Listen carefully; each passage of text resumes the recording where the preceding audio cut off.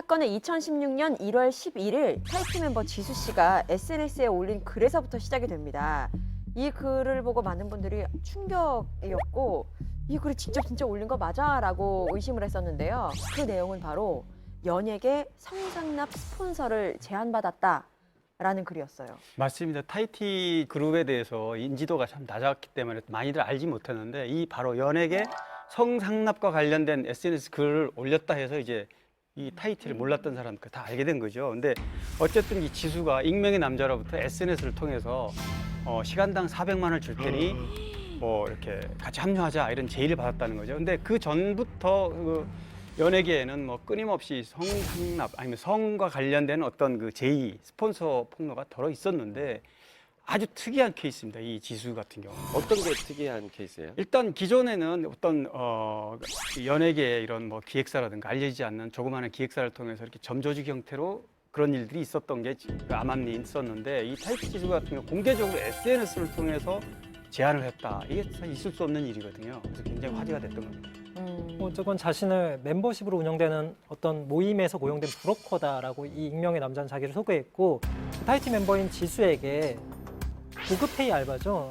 뭐 400만 원이니까. 근데 굉장히 뭘 하면 되느냐라는 얘기를 했을 때 손님과 쇼핑을 하고 저녁을 먹는 대가로 그 정도 돈을 주겠다라는 글을 이제 보낸 거죠. 이 건 관련해서 타이티 관계자들은 강력 대응할 방침이다, 묵과하지 않을 것이다 라는 입장을 밝혔고요.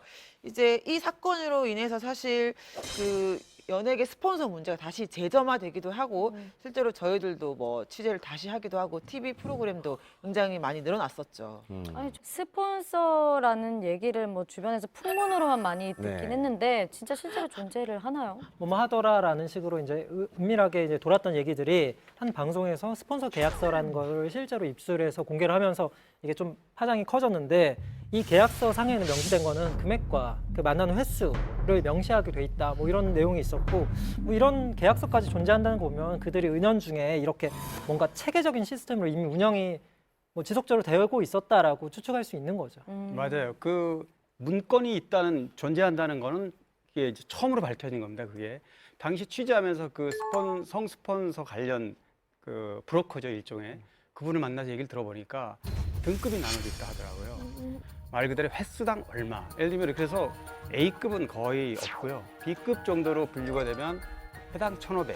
그럼 C급인 경우에는 300에서 500 정도다. 근데 이거는 회당으로 어떤 만남을 갖는 게 아니라 6개월이라든가 최소 3개월 단위로 패키지로. 아예 그게 계약서가 돼 있어요? 약간 있어요. 편법으로. 그런 거죠, 브로커 기획사. 그럼요. 네. 그렇지, 그렇지. 자기들끼리 이렇게